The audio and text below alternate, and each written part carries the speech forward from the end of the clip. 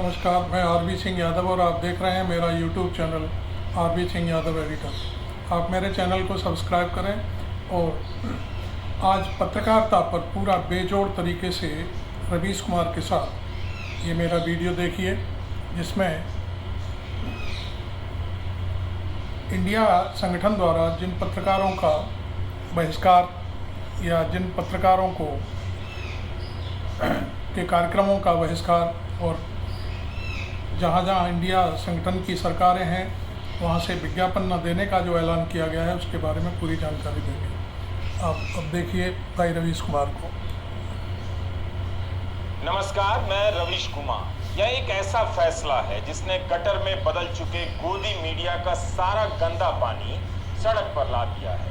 India गठबंधन ने 14 एंकरों के नाम सार्वजनिक किए हैं और कहा है कि गठबंधन के किसी भी दल का प्रवक्ता इनके नफरती कार्यक्रमों में नहीं जाएगा। यह बहिष्कार पूरे चैनल का नहीं है, केवल उन एंकरों का है और उनके कार्यक्रमों का, यानी उनके प्रवक्ता उन्हीं चैनलों के दूसरे कार्यक्रमों में हिस्सा लेते रहेंगे। इंडिया गठबंधन ने जो प्रेस रिलीज जारी की है उसमें कारण स्पष्ट होने चाहिए थे, ताकि पता चलता कि आखिर उनका गठबंधन इस फैसले पर क्यों पहुंचा। अलग अलग प्रवक्ताओं ने बयान दिए हैं, मगर एक साथ एक जगह पर स्पष्टता से बात नहीं आ सकी। इसके पीछे यही कहा जा रहा है कि इन एंकरों ने नफरत फैलाने की सीमा पार कर दी है। आप और हम सभी जानते हैं कि इस देश में पत्रकारिता को कैसे बर्बाद कर दिया गया। इस पेशा में अब कोई नियम कानून नहीं बचा है, उसकी बुनियाद ही पूरी तरह से ध्वस्त कर दी गई है, बदल दी गई है, केवल दलदल बचा है। आपने एक बात नोट की होगी, जब यह लिस्ट आई तो इन एंकरों ने अपना बचाव पत्रकारिता के उन्हीं उसूलों के सहारे करना शुरू कर दिया जिन्हें कुचलने में इन्होंने जरा भी रहम नहीं की। जो लोग पत्रकारिता पर बेरहमी से हमला करते रहे, आज वही पत्रकारिता पर हमला का रोना रो रहे हैं।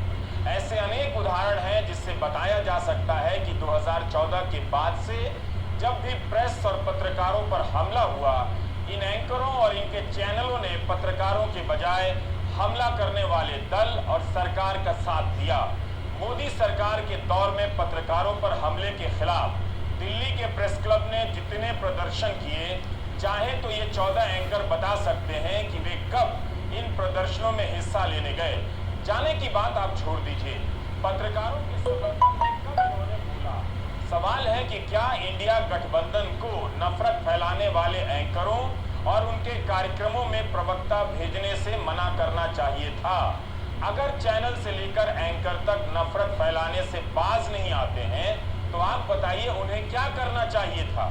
इंडिया गठबंधन के इस फैसले पर तीव्र प्रतिक्रियाएं आ रही हैं। इस फैसले को दुर्भाग्यपूर्ण से लेकर अभूतपूर्व कहा जा रहा है। यह वह देश है जहां सांप्रदायिक तनाव होने पर इंटरनेट बंद कर दिया जाता है और सांप्रदायिकता फैलाने के लिए गोदी चैनलों को खुला छोड़ दिया जाता है। यह वीडियो लंबा होना ही है, इसलिए आपसे गुजारिश है कि समय निकालकर आखिर तक इसे देखिए, क्योंकि इस वीडियो का रेंज ब्रिटेन, रवांडा, कश्मीर से लेकर किसान आंदोलन और मोदी दौर के 10 साल के दौरान मीडिया के दमन तक जाता है। सबका आपस में गहरा संबंध है, इसलिए धीरज के साथ पूरा वीडियो देखिए। इस बहस में प्रवेश करने से पहले आपको यह समझना होगा कि हम मीडिया के जिस दौर की बात कर रहे हैं उसने पत्रकारिता के नाम पर केवल अपराध किया है और राजनीति के नाम पर अपराधियों को संरक्षण दिया है। हर दर्शक जानता है कि 2014 के बाद से भारत की पत्रकारिता नष्ट हो चुकी है। इसमें केवल मोदी मोदी चलता है, मोदी से सवाल तक नहीं पूछा जाता। जब भी जनता पूछना चाहती है, इन चैनलों पर एंटी मुस्लिम डिबेट चलने लगता है। जो पत्रकारिता का धर्म नहीं निभा सके वो धर्म की रक्षा के नाम पर पत्रकारिता को कुचलते रहे और एंटी मुस्लिम नफरत फैलाते रहे। यह सब अपवाद के तौर पर नहीं हुआ, बल्कि हर दिन होता रहा। अगर आप इसे स्वीकार करते हैं तो फिर यह सवाल खुद से कीजिए कि आपको गटर में डूबा हुआ गोदी मीडिया चाहिए। Of course, I don't want to comment much about the Rahul press, Gandhi India संगठन की I think बैठक में Raju ji said it best. You're also बोल रहे हैं, in some ways restricted and chained, and India Alliance is working to free you from your change. Thank you. अब आप समझ लीजिए कि जितनी पार्टियां बिहार के सीएम नीतीश कुमार आप अच्छी तरह जान लीजिए पत्रकारों के प्रति अपनी पूरी बात को स्पष्ट कर रहे हैं। अब वो हारेंगे, अब वो जाएंगे, ये पक्का जान लीजिए। और अभी आपको बताया गया कि कैसे मीडिया पर ही कब्जा कर लिया, कोई भी दूसरे की बात कम छपता और ज्यादातर उन्हीं की बात छपते रहती। कितना काम पहले हुआ है, अलग अलग राज्यों ने कितना काम किया है दूसरे पार्टी, उसका कम छपता, ये कम करते हैं और ज्यादा छपता रहता। तो अभी तो आप लोगों पर कब्जा नहीं थी, तब तो हम पाए हैं। और जब एक बार उनसे मुक्ति मिलेगी तो आप सब प्रेस वाले आजाद होइएगा और जो आपको उचित लगेगा वही लिखिएगा और वही बोलिएगा। ये बहुत जरूरी है। अगर प्रेस के लोग कुछ लिखते हैं, कहीं क्या काम हो रहा है, क्या ठीक नहीं हो रहा है, वो जब लिखते हैं तो उसका असर जनता पर कितना पड़ता है। और आजकल देख रहे हैं कोई काम नहीं कर रहे हैं, खाली उनका पढ़ाई हो रहा है। इंडिया गठबंधन ने अचानक फैसला नहीं लिया। इन नफरती एंकरों और डिबेट शो को 10 साल का वक्त दिया है। 10 साल। 2014 में अगर ऐसा फैसला आता तो कहा जा सकता था कि विपक्ष ने सोचा समझा नहीं, लेकिन 10 साल तक देखने आजमाने के बाद विपक्ष को क्या करना चाहिए था। यह समस्या दूसरे देशों में भी आई है। उन्होंने जो किया उस पर इंडिया गठबंधन अभी पहुंचा भी नहीं है, बल्कि इंडिया गठबंधन के फैसले की आलोचना इस बात को लेकर भी हो रही है कि इसके गठबंधन की सरकारें उन्हीं चैनलों को खूब विज्ञापन दिए जा रही, जिसके दम पर ये नफरत फैला रहे हैं। यह भी एक आलोचना है कि किसी एक एंकर के शो में नहीं जाने से क्या हासिल होगा। असल दोषी तो चैनल हैं और चैनलों के मालिक हैं, उनके नाम लिए जाने चाहिए थे। आपको यह देखना चाहिए कि इंडिया के फैसले के विरोध में किसी चैनल ने, उनके अपने चैनल ने अपने एंकर और उसके कार्यक्रम का क्या बचाव किया है। कहा है कि उसमें नफरती बातें नहीं होती हैं। मैं एक उदाहरण से बताना चाहता हूँ कि ऐसा करना उनके लिए कितना मुश्किल हो जाएगा। 14 एंकरों में एक नाम है अमन चोपड़ा का। क्या टीवी 18 ने अपने बयान में कहा है कि अमन की पत्रकारिता अमन के लिए हो रही है, नफरत के लिए नहीं हो रही है। मेवात नूह की सामुदायिक घटना पर 31 जुलाई को टीवी 18 चैनल के अमन चोपड़ा अपने कार्यक्रम में परमानेंट इलाज की बात करने लगे। ये ठीक उसी समय की बात है जब चलती एक्सप्रेस गाड़ी में आरपीएफ के जवान चेतन सिंह ने अपने सीनियर समेत 3 मुसलमानों को चिन्हित कर गोली मार दी थी। जब पत्रकार राहुल देव ने इस पर इन्हें टोका और याद दिलाया कि फाइनल सॉल्यूशन की बात नाजी जर्मनी में की गई थी, तब भी यह एंकर अपनी बात पर टिका रहा और साफ करता रहा कि परमानेंट इलाज से उसका इरादा वही है जिसकी बात राहुल देव कर रहे थे। क्या इस एंकर के शो में विपक्ष को जाना चाहिए? किसी को भी जाना चाहिए जहां उन शब्दों और प्रतीकों का इस्तेमाल होता है जो ऐतिहासिक रूप से नरसंहार से जुड़े हुए हैं। अगर आप केवल भाषा के हिसाब से इन चैनलों का विश्लेषण करेंगे तो डर लगना चाहिए। इंडिया गठबंधन के प्रमुख दल कांग्रेस के नेता राहुल गांधी ने 3000 किलोमीटर से अधिक की पैदल यात्रा की। भारत जोड़ो यात्रा के दौरान मीडिया के इस नफरती अभियान पर बोलते रहे। तो क्या यह सवाल राहुल गांधी से नहीं बनता, उनकी पार्टी से नहीं बनता है कि आप इस नफरत को रोकने के लिए क्या करेंगे? या कैसे हो सकता है कि उस दल का नेता नफरत के खिलाफ पैदल चल रहा हो और उसके प्रवक्ता कुर्सी लगाकर नफरती डिबेट में हिस्सा ले रहे हों और उस डिबेट को मान्यता दे रहे हों? मगर इनके जो चैनल हैं ये भी नफरत फैलाने का काम करते हैं। 24 घंटा हिंदू मुस्लिम, हिंदू मुस्लिम, हिंदू मुस्लिम, हिंदू मुस्लिम, हिंदू मुस्लिम। ये सच्चाई नहीं है भाई और बहनों। मैं चला हूं कन्याकुमारी से यहां तक, ये सच्चाई नहीं है। ये मीडिया में चलाया जाता है, फैलाया जाता है। तो सवाल उठता है क्योंकि ये भी कर रहे हैं। इनके पीछे जो शक्ति है वो कर रही है। सच तो यह है कि आलोचना विपक्ष के प्रवक्ताओं की होने लगी थी कि वे नफरत फैलाने वाले कार्यक्रमों में क्यों जाते हैं। अब जब उन्होंने कह दिया कि हम इन 14 पत्रकारों के कार्यक्रम में नहीं जाएंगे, तो यह पत्रकारिता पर हमला कैसे है?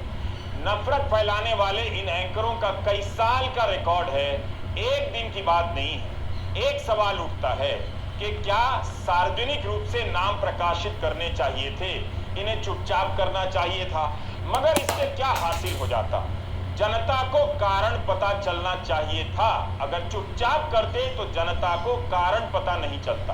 बीजेपी के सांसद निशिकांत दुबे, अभिसार और रोहिणी सिंह का नाम लोकसभा में ले रहे थे, चीन से पैसा लेने के आरोप लगा रहे थे। क्या उन्हें ऐसा करना चाहिए था?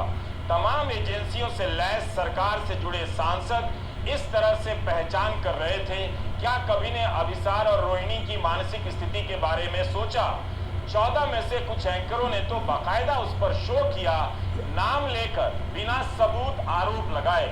क्या तब इन 14 में से किसी ने कहा कि ऐसा करना पत्रकारिता पर हमला है? वे खुद भी तो पत्रकारिता पर हमला करते रहे हैं। विपक्ष ने एक सूची जारी की कि हम इनके कार्यक्रम में नहीं जाएंगे, तो वह पत्रकारिता पर हमला बताया जा रहा है। उन एंकरों को कुछ भी बोलने से किसी ने नहीं रोका है, न पुलिस की धमकी दी है, बस उनके बोलने का विरोध किया है और खुद को अलग किया है। कौन नहीं जानता कि इन चैनलों और एंकरों के पास सूची है, किस किस को नहीं बुलाना है, ये खुद सेंसर करते हैं। अखबार अब कई विद्वानों के लेख नहीं छापते। 2014 के बाद ऐसे कई विद्वानों और जानकारों को चैनलों ने भी बुलाना बंद कर दिया जो पहले बुलाए जाते थे। कई विद्वानों ने खुद से इन डिबेट शो में जाना बंद कर दिया। यह उनका निजी फैसला है, मगर राजनीतिक दल चोरी छिपे ये काम क्यों करें? क्या एक गठबंधन निजी तौर पर फैसला ले सकता था? तब भी तो ये बात सामने आती, तो क्यों ना सूची ही जारी कर दी जाए? यही नहीं, 2022 में मुस्लिम पर्सनल लॉ बोर्ड ने भी इस्लामिक विद्वानों और मौलानाओं से अपील की कि इस तरह के नफरती कार्यक्रमों में ना जाएं, इसे बढ़ावा ना दें। तो क्या नफरती कार्यक्रमों में नहीं जाना पत्रकारिता पर हमला है? वैसे इन चैनलों को आज भी और अभी भी विपक्ष की सरकारों से विज्ञापन मिल रहे हैं। अगर विपक्ष इनकी पत्रकारिता पर हमला कर रहा है, तो इन चैनलों ने आगे आकर क्यों नहीं कहा कि हम पत्रकारिता पर हमला करने वालों से एक नया पैसा विज्ञापन नहीं लेंगे? पत्रकारिता पर हमला करने वालों से ये विज्ञापन क्यों ले रहे हैं? क्यों नहीं मना कर रहे हैं? सवाल है कि क्या सांप्रदायिकता का विरोध करना पत्रकारिता पर हमला है? आज की तारीख में मीडिया सांप्रदायिकता का सबसे बड़ा फ्रंट है। गोदी मीडिया का जवाब तैयार करने में भारत का विपक्ष अभी भी कम साहसिक है। उसे बाकायदा अपनी हर सभाओं में, रैलियों में अखबार से लेकर चैनलों के बारे में जनता को बताना चाहिए। अखबार खोलकर दिखाना चाहिए कि कैसे सारे पन्नों पर केवल बीजेपी है, विपक्ष नहीं है। चैनलों को चलाकर रैलियों में दिखाया जाना चाहिए कि कैसे पत्रकारिता को बर्बाद कर दिया गया, ताकि आप जनता की आवाज उसके जरिए सरकार तक ना पहुंचे। आखिर विपक्ष जनता के बीच क्यों नहीं जा रहा है? क्या जनता को मालूम नहीं कि ये सारे एंकर और चैनल केवल विपक्ष विरोधी नहीं है, जनता के भी विरोधी हैं? प्रवक्ता नहीं जाएंगे। जिस तरह से ये पहले भी एक तरफा कार्यक्रम करते थे, अब भी कर सकते हैं, बस इन्हें मुर्गा लड़ाने का मौका नहीं मिलेगा।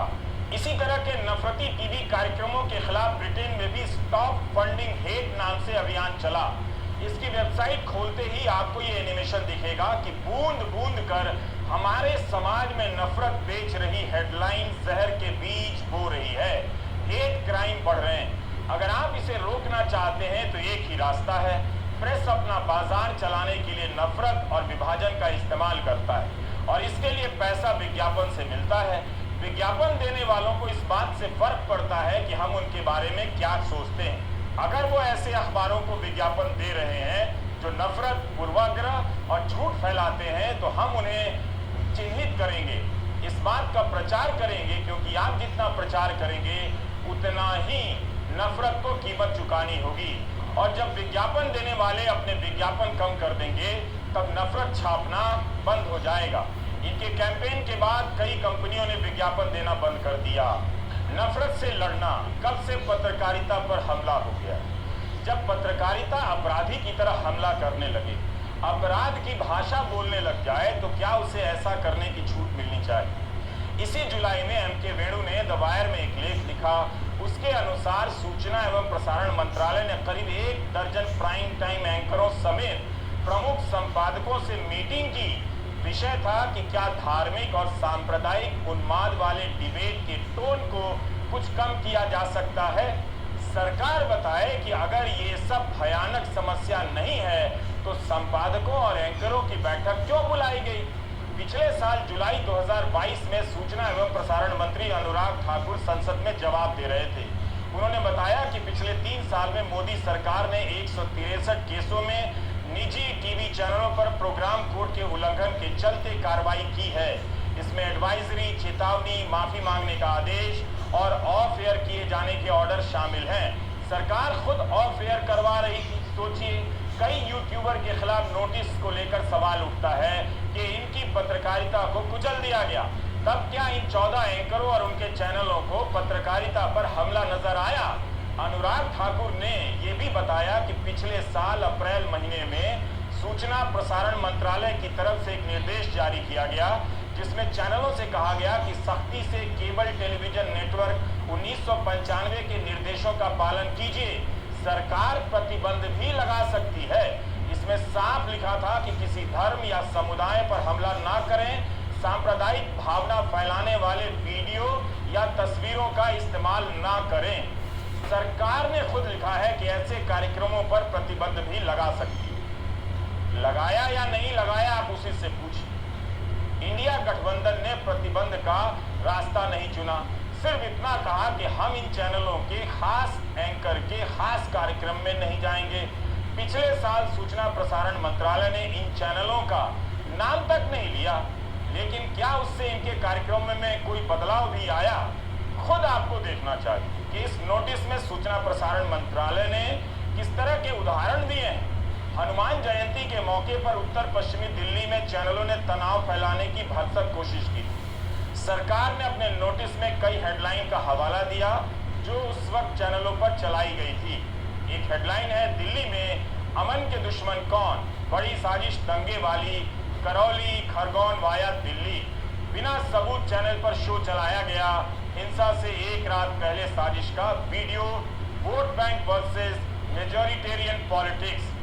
सरकार ने इन चैनलों का नाम नहीं लिया, इंडिया गठबंधन ने इनका नाम ले लिया, मगर पता तो चलता ही है कि कौन क्या कर रहा है।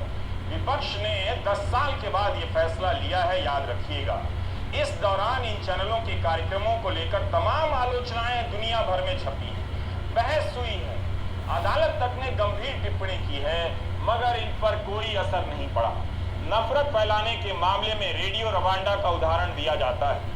1994 में 100 दिनों के भीतर 8 लाख जनजातीय तुत्सी और नरमपंथी हुतू लोगों का नरसंहार कर दिया गया था। 3 साल पहले 84 साल के फेलिशियन कबूगा को गिरफ्तार किया गया।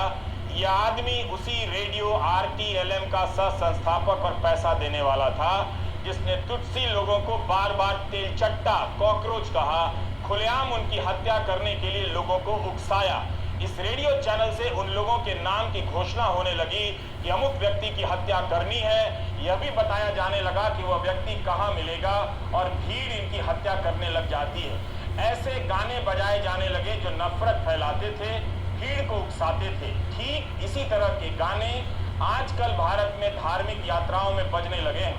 इसके अनेक वीडियो सोशल मीडिया पर आपको मिल जाएंगे, वायरल होते रहते हैं। साथियों, रोज शाम को 5 बजे कुछ चैनल्स पर नफरत का एक बाजार सजाया जाता है। पिछले 9 साल से लगातार चल रहा है। उस बाजार में अलग अलग पार्टीज के प्रवक्ता जाते हैं, कुछ विशेषज्ञ जाते हैं, कुछ विश्लेषक जाते हैं, लेकिन हम सब नफरत के उस बाजार में ग्राहक बनकर जाते हैं। हमें नफरत को भारत की दिशा में एक कदम उठाना है। आप हमारे नेताओं के खिलाफ हेडलाइन बनाते हैं, उनकी मीम्स बनाते हैं, उनके भाषणों को ट्विस्ट करते हैं, आप फेक न्यूज़ फैलाएं, कुछ भी करें, हम जूझने को तैयार हैं, लड़ने को तैयार हैं, आज तक लड़ते ही आए। लेकिन समाज में अगर आप नफरत पैदा करेंगे और वो भी ऐसी नफरत जो कि हिंसा का रूप ले ले, हम उसमें भागीदार नहीं रहे। बड़े भारी मन से निर्णय लिया। We are not opposed to any of these anchors. We do not hate any of these anchors, but we love our country more. हमें भारत से मोहब्बत है, इसलिए हमें इस नफरत की दुकान को बंद करने की दिशा में अपनी तरफ से जो हो सके वो करना होगा। यही सोचकर हमारे इंडिया अलायंस के तमाम सदस्यों ने ये निर्णय लिया कि हम इन नफरत के बाजारों में नहीं, ग्राहक बनकर नहीं जाएंगे। और उम्मीद है आने वाले दिनों में वक्त बदलेगा, स्थिति बदलेगी। इन एंकर्स को भी ये आभास होगा कि आने वाली पीढ़ी इनसे पूछेगी, इनसे सवाल पूछेगी, तब इनके पास क्या जवाब है। क्या भारत जैसे लोकतंत्र को पत्रकारिता के नाम पर रेडियो रवांडा चाहिए? यह फैसला आपको करना है। सितंबर 2022 में सुप्रीम कोर्ट ने कहा कि टीवी एंकर का रोल ये सुनिश्चित करने में अहम है कि उनका डिबेट कार्यक्रम हेट स्पीच में ना तब्दील हो। जस्टिस जोसेफ ने कहा कि हम टीवी पर नफरत का प्रसारण नहीं होने दे सकते। तो क्या यह पत्रकारिता पर हमला था? जस्टिस जोसेफ की टिप्पणी तो रचनात्मक और आलोचनात्मक दोनों थी, तो क्या इससे इन नफरती एंकरों को रत्ती भर का फर्क पड़ा? इस मामले में कोर्ट ने कहा था कि कई टीवी प्रोग्राम में सभी प्रतिभागियों को बोलने का समान अधिकार नहीं मिलता है। जिनसे सहमति नहीं उन्हें म्यूट कर दिया जाता है या प्रतिद्वंदी को बिना रोक टोक बोलने दिया जाता है। इसी तरह के आरोप हाल के महीनों में विपक्षी पार्टियों ने भी लगाए। राजनीतिक दलों ने समय समय पर इन कार्यक्रमों से दूरी भी बनाई, फिर वापस उनके कार्यक्रमों में जाने भी लगे, लेकिन इनके रवैये में कोई बदलाव नहीं आया। आप नहीं कह सकते कि विपक्ष ने एक झटके में यह फैसला लिया है। किसान आंदोलन शुरू हुआ तो गोदी मीडिया किसानों को आतंकवादी कहने लगा। किसानों ने गोदी मीडिया का बहिष्कार कर दिया, बाकायदा बोर्ड टांग दिया कि गोदी मीडिया वापस जाओ। क्या वो पत्रकारिता पर हमला था या पत्रकारिता की यार्ड में पत्रकार लोकतंत्र पर हमला कर रहे थे? ये अगर पत्रकारिता कर रहे होते तो किसान आंदोलन के बीच किसानों को अपना काम छोड़कर अपना अखबार, अपना ट्विटर हैंडल नहीं बनाना पड़ता। सच्चाई यह है कि हर तरह के रचनात्मक और आलोचनात्मक टिप्पणी के बाद भी ये चैनल एंटी मुस्लिम एजेंडे से बाहर नहीं आए और ना आने वाले हैं। जनवरी 2024 से ये और खूंखार हो जाएंगे। सबको नजर आ रहा है कि गोदी मीडिया नफरत फैला रहा है। लोग चैनलों से बोल रहे हैं कि रोकिए, इसका बच्चों पर बुरा असर पड़ रहा है। कोर्ट से कह रहे हैं कि रुकवाइए, कोर्ट सरकार से कह रही है कि इनका कुछ कीजिए। जब किसी ने कुछ नहीं किया और ना हो सका तो विपक्ष ने केवल इतना कहा कि हम भरे मन से फैसला कर रहे हैं। कांग्रेस प्रवक्ता पवन खेड़ा ने कहा कि हमें इन एंकरों से नफरत नहीं है, मगर अपने देश से ज्यादा प्यार है, तो इसे पत्रकारिता पर हमला बताया जा रहा है। सुप्रीम कोर्ट ने सुदर्शन टीवी के कार्यक्रम यूपीएससी जिहाद को लेकर कई याचिकाएं दायर हैं। इनमें मांग की गई है कि नफरती भाषणों को रोकने के लिए कोई दिशा निर्देश तैयार हो। आज तक न्यूज चैनल इसे नहीं रोक पाए। जस्टिस जोसेफ, जस्टिस नागरत्ना की बेंच पिछले कुछ समय से ऐसी कई याचिकाओं पर सुनवाई कर रही है। इन याचिकाओं में सुदर्शन टीवी के यूपीएससी जिहाद कैंपेन, तबलीगी जमात के समय कोरोना जिहाद कैंपेन और धर्म संसद के दौरान मुसलमानों के खिलाफ दिए गए नफरती बयानों के खिलाफ कार्रवाई की मांग की गई है। सुनवाई के दौरान कोर्ट की तरफ से यह सवाल उठाया गया कि बढ़ती हुई नफरत या टीवी पर जो पूर्वाग्रह फैलाए जाते हैं उसके खिलाफ संदेश देने के लिए क्या किसी एंकर को ऑफ एयर करने का फैसला लिया गया है, यानी क्या किसी एंकर को हटाया गया है? खुद कोर्ट ने पूछा है कि नफरत और पूर्वाग्रह फैलाने वाले किसी एंकर को ऑफ एयर किया गया है या नहीं। अगर ऐसा किया जाता तो क्या वह पत्रकारिता पर हमला होता? सूचना प्रसारण मंत्री अनुराग ठाकुर इस बहस में कूद गए हैं, जबकि उनका काम यह बताना है कि उनके मंत्रालय ने सांप्रदायिक होती इन बहसों को रोकने के लिए क्या ठोस कदम उठाए। खुद अनुराग ठाकुर पर हेट स्पीच के एक मामले में एफआईआर दर्ज करने को लेकर सुप्रीम कोर्ट में याचिका दायर है। 3 अक्टूबर को दिल्ली पुलिस को बताना है कि मंत्री के खिलाफ एफआईआर होगी या नहीं। अप्रैल से अक्टूबर आ जाएगा सिर्फ इस सवाल का जवाब ढूंढने में कि अनुराग ठाकुर के खिलाफ नफरती भाषण के मामले में एफआईआर होगी या नहीं। उनका यह भाषण 27 जनवरी 2020 का है। एक मंत्री जब कथित रूप से गोली मारने का नारा लगवाएं तो उनके खिलाफ कोई कार्रवाई नहीं होती है। एक भाषण के मामले में फैसले और सुनवाई का यह हाल है तो फिर नफरती भाषणों और एंकरों से लड़ने का क्या रास्ता बचता है। बीजेपी जिसका अपना ट्रैक रिकॉर्ड इस मामले में बेहद खराब है, वह भी पत्रकारिता पर हमला के नाम पर इस बहस में कूद गई है। आप सब पत्रकार बैठे हैं और आपके माध्यम से और टीवी के कैमरे के माध्यम से मैं करोड़ों पत्रकारों से आज सवाल पूछ रहा हूँ, क्या ये जो 14 नाम लिखे गए हैं ये बॉयकॉट के नाम है या ये टारगेट लिस्ट? क्या इनको केवल बॉयकॉट किया गया है या इनको टारगेट करने के लिए इनके नाम जारी किए गए हैं? मैं ये सवाल पूछता हूँ। ये हिट लिस्ट है। कुछ ऐसे पत्रकार हैं जो डिबेट नहीं करते, हैं आप उनमें गेस्ट भेजेंगे ही कैसे?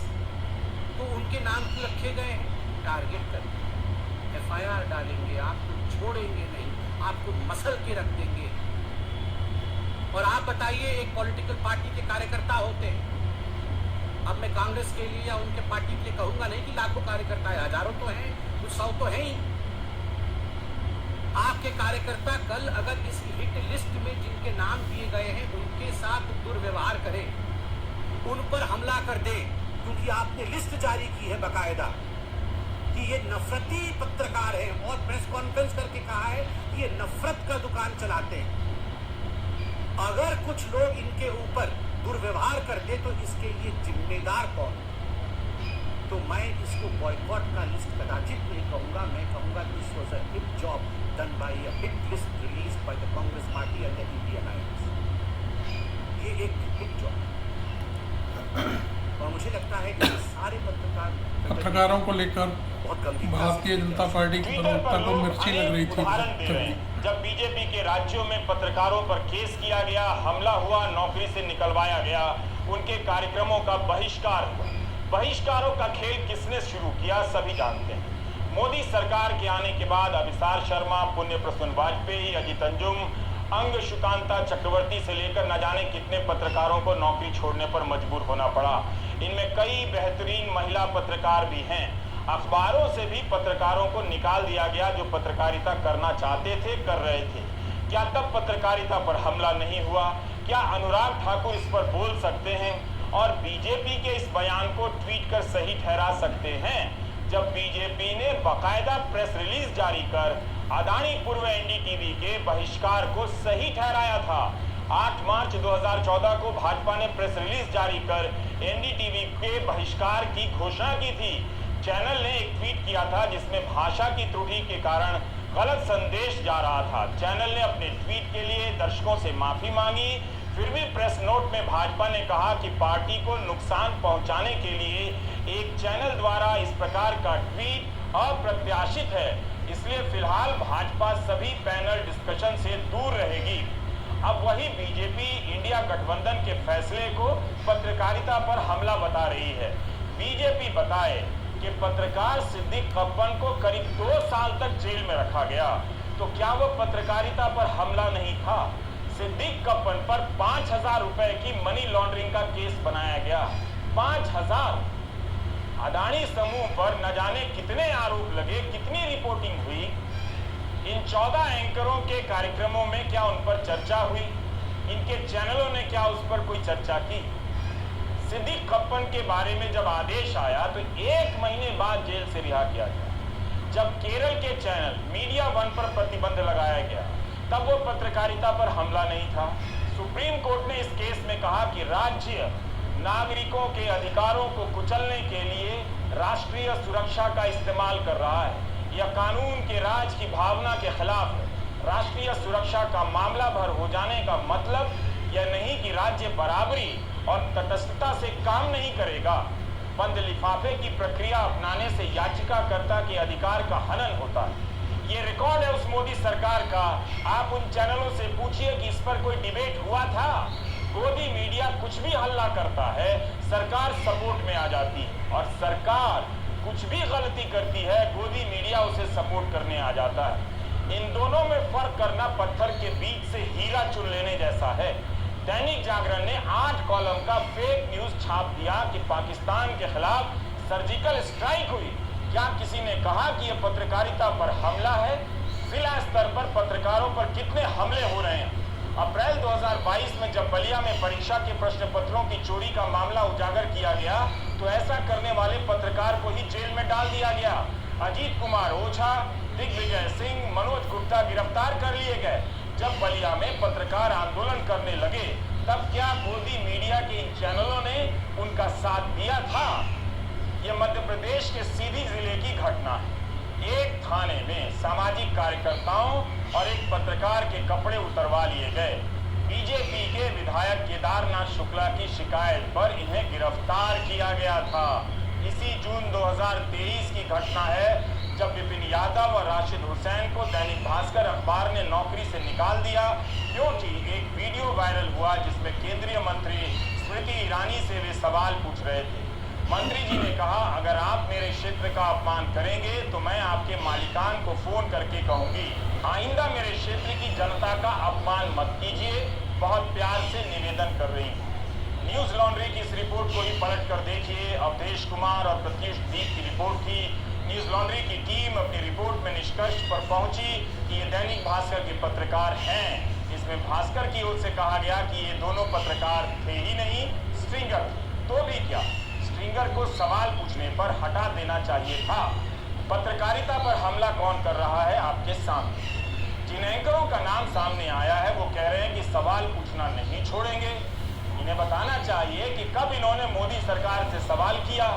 इन्हें सरकार से सवाल पूछने की हिम्मत नहीं तो विपक्ष से पूछने की पत्रकारिता की खोज कर डाली। 10 साल में इन लोगों ने कितने कार्यक्रम किए हैं जिसमें मोदी सरकार से सवाल किए गए? जब पीएम ही प्रेस कॉन्फ्रेंस नहीं कर रहे हैं तो ये सवाल किससे पूछ रहे हैं? क्या इन्होंने कल से लेकर आज के दौरान ये बताया?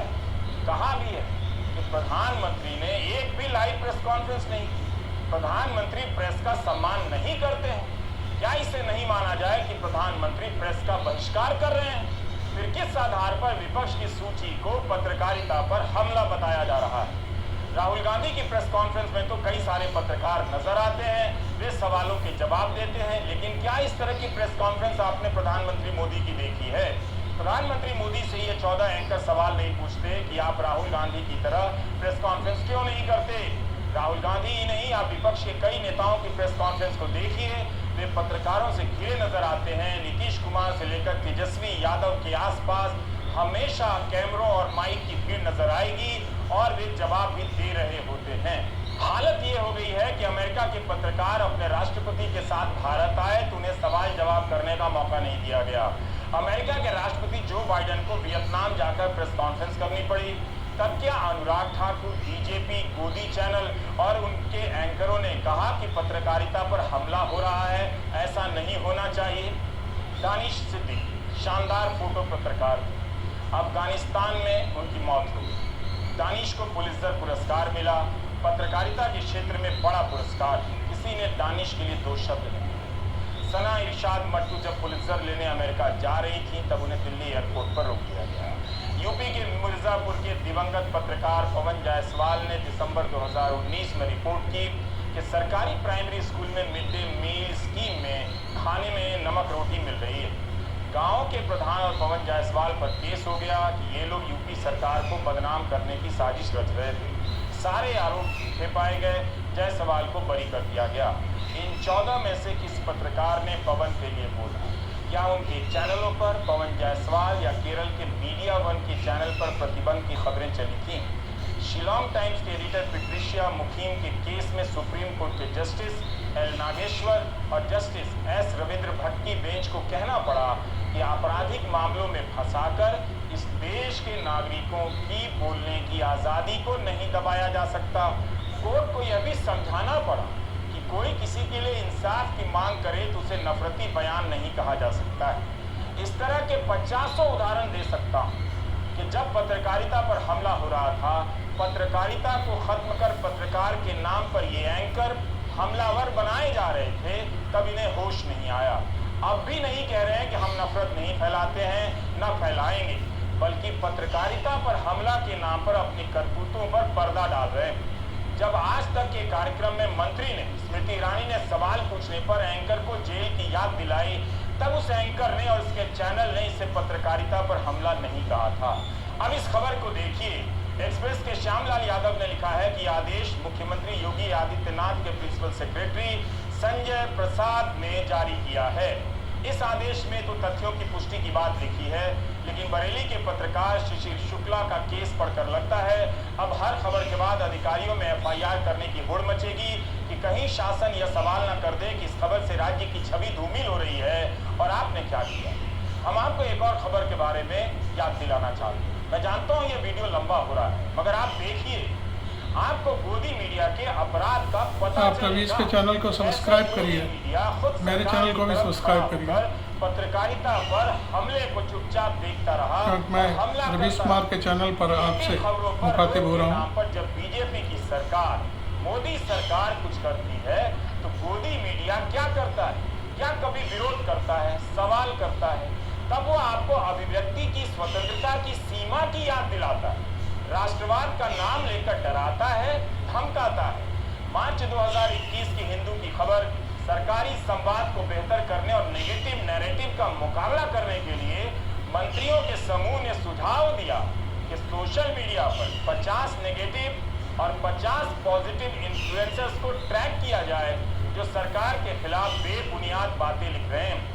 उन्हें न्यूट्रलाइज किया जाए, मतलब उन्हें काबू में लाया जाए। इस खबर में आप तब के मंत्री रविशंकर प्रसाद का बयान भी पढ़िए। वे कह रहे हैं कि हमारी विचारधारा से मेल खाने वाले मीडिया कर्मी और प्रमुख हस्तियों की सूची तैयार की जा रही।